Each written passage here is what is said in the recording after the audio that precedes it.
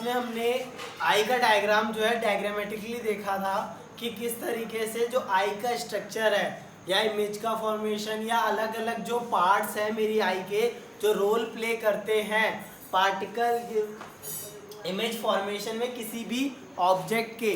तो वही हमें आज देखना है कि इमेज फॉर्मेशन एक्चुअली में हो कैसे रहा है और उनका अलग अलग सिग्निफिकेंस क्या है। दोबारा से एक बार रिकॉल करेंगे और अच्छे से समझना है तो मेरी पुरानी वीडियो लेक्चर जरूर देखना। ठीक, अच्छा अब हो क्या रहा है कि सबसे पहले मेरा कॉर्निया पड़ता है, ठीक है। तो सबसे पहले रिफ्रैक्शन कहाँ होगा, कॉर्निया पे होगा किसी भी ऑब्जेक्ट का। उसके बाद वो एक्वस ह्यूमर में पास होगा।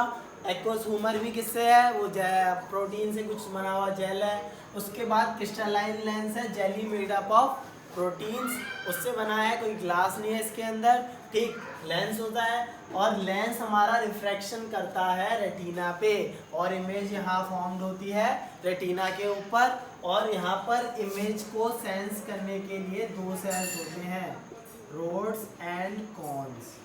ठीक, रोड्स क्या होते हैं, जो ब्लैक एंड वाइट करते हैं या फिर रात में नाइट विजन में काम आते हैं, नाइट विजन।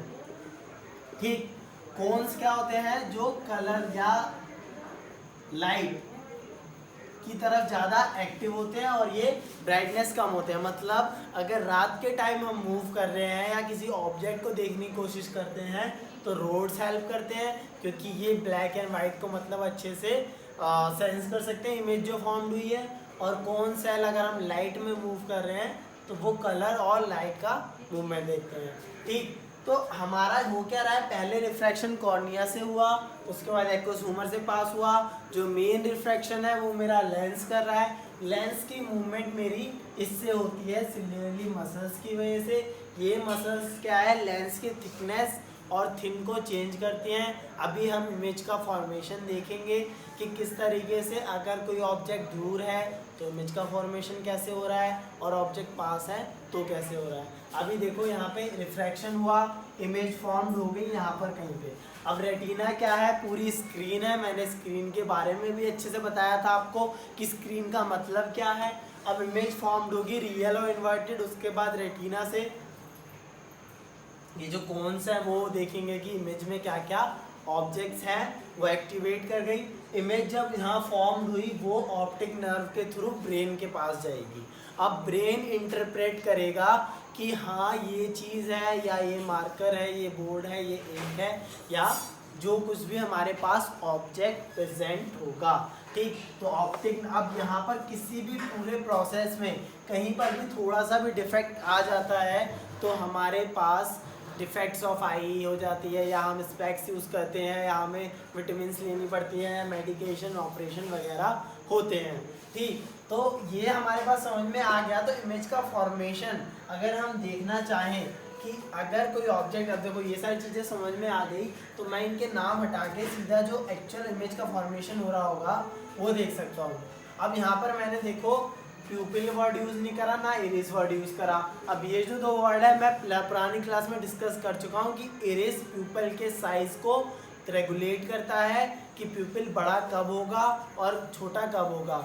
इरेज क्या करेगा, अगर हमारा प्यूपिल बड़ा होगा तो एब्जॉर्ब लाइट ज़्यादा करेगा और हमें कब लाइट ज़्यादा देखने की ज़रूरत है, अगर हमारे पास डार्कनेस है, अंधेरा है, तो प्यूपिल की साइज़ हमारा बड़ा हो जाता है। और जब हमारे पास लाइट ज़्यादा हो या डे टाइम हो तो लाइट बहुत ज़्यादा एंटर कर रही होती है तो हमें लाइट कम चाहिए होती है।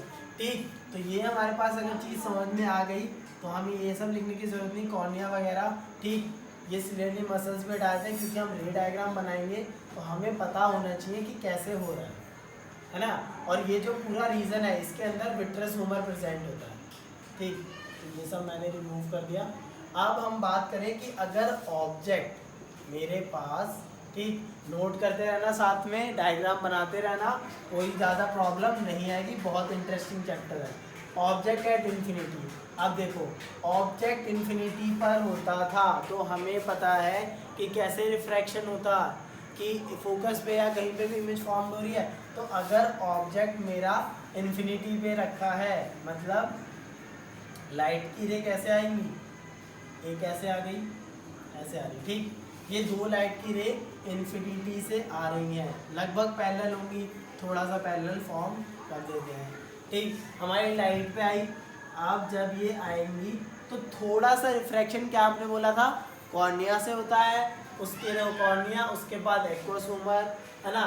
प्यूपिल का कोई रिफ्रैक्शन में काम नहीं, प्यूपिल का यूज बस रेगुलेशन की लाइट कितना एंटर करेगी हमारी आंखों के अंदर ताकि डैमेज ना हो आंखों को।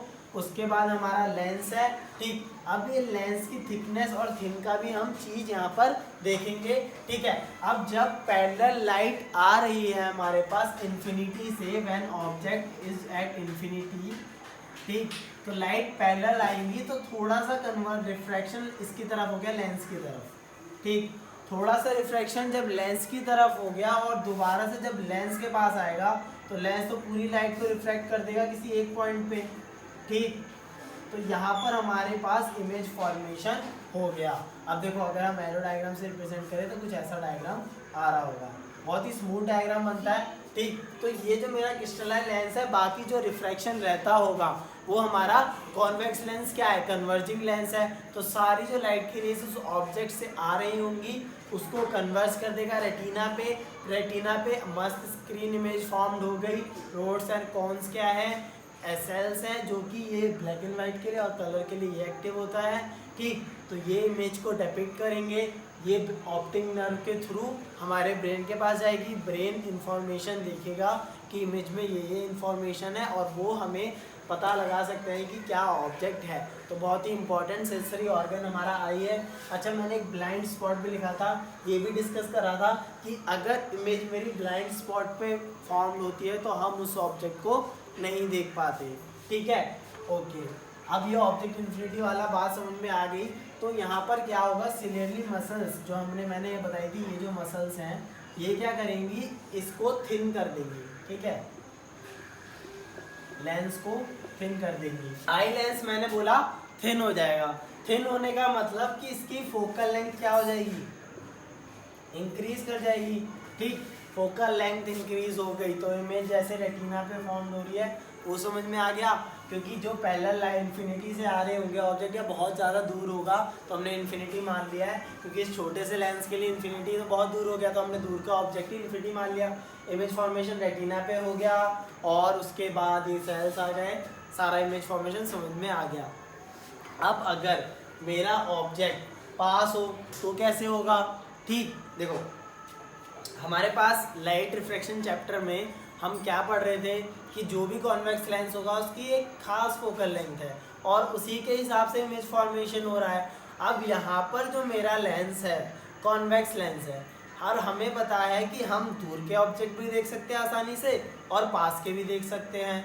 तो इसका मतलब क्या है कि जो मेरा लेंस है वो क्या है, थिन भी हो सकता है और थिक भी हो सकता है। थिन किसके लिए, अगर ऑब्जेक्ट इन्फिनिटी पर है फोकल लेंथ लार्ज हो जाएगी, बढ़ जाएगी। और ये थिन और थिकनेस कौन कर रहा है, जो मेरी सिलियरली मसल्स मैंने लिखी थी वो करनी है दोनों। तो वो दोनों इस लेंस के साइज को थिक और क्या करते हैं, थिन करते हैं। अभी यहाँ पर क्या है, उसे रिलैक्स कर रखा है तो ये थिन हो गया और कॉन्टैक्ट करेंगी तो मेरा लेंस क्या है, थिक हो जाएगा। ठीक, तो अगर मैं ऑब्जेक्ट, अगर मेरा नियर रखा है ऑब्जेक्ट एट नियर प्लेस, ठीक, अब मान लो ऑब्जेक्ट की लाइट यहाँ से आ रही है। ठीक, तो मेरा लेंस थिन ना होके थिक हो जाएगा और फोकल लेंथ क्या है, कम हो जाएगी। तो अगर मैं इस लेंस को दोबारा बनाऊं तो कुछ इस तरीके से लेंस होगा। ठीक है, थोड़ा थिक हुआ हमें दिख रहा है सिलियरली मसल्स और ये दोबारा से इसका रिफ्रैक्शन होगा, इमेज फॉर्म यहाँ पे हो जाएगी। ठीक, तो इसका यूज़ क्या हुआ कि अगर पास का ऑब्जेक्ट है तो हमें फोकल लेंथ कम कीजिए, क्योंकि हमें अगर इमेज फॉर्मेशन करना है, कॉन्वेक्स लेंस की प्रॉपर्टीज़ देखनी है, तो क्योंकि हमारी आईज दोनों चीज़ें देख सकती हैं तो उसको एक्सप्लेन हम इस तरीके से कर सकते हैं कि ये लेंस थिक हो जाएगा तो हमारी जो लाइट है वो कन्वर्ज हो जाएगी रेटिना पे।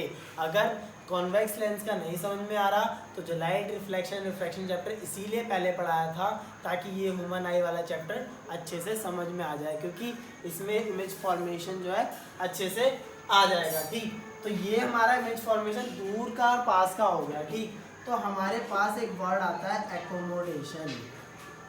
अब एक एकोमोडेशन होता है मतलब रखना या घर पे रखना या रहना उस जगह पे।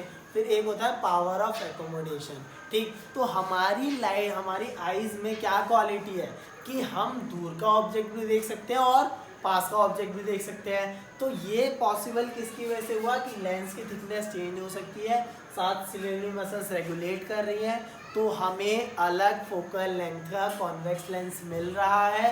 तो हम ऑब्जेक्ट पास का और दूर का देख सकते हैं, उसकी लाइट की रेज आती हुई जो है कन्वर्ट कर सकते हैं रेटिना पे, और देन हम जो है सारा इमेज फॉर्मेशन देख के हम विजुलाइज कर सकते हैं। ठीक, तो एकोमोडेशन और पावर ऑफ एकोमोडेशन यही था। ठीक, अब कई बार हमारा जो ये पूरा प्रोसेस है ठीक से काम नहीं होता।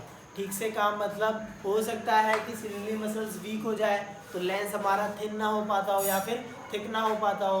तो किसी एक चीज़ के लिए हम उसे ठीक कर सकते हैं। तो मायोपिया, हाइपरमेट्रोपिया, प्रेसबायोपिया, हमारे पास 3 डिफेक्ट्स होते हैं। उन डिफेक्ट्स को हम नेक्स्ट लेक्चर में डिस्कस करेंगे। ठीक, अभी के लिए इतना ही। इमेज फॉर्मेशन ये सब समझना, कोई डाउट्स हो तो कमेंट सेक्शन में बताना, और प्रीवियस वीडियो का लिंक मैं डिस्क्रिप्शन में डाल दूंगा, और डिस्क्रिप्शन में मैं कुछ इंपॉर्टेंट चीज़ें भी बता दूंगा, जो टर्म्स वगैरह होते हैं तो वो सब भी देखना।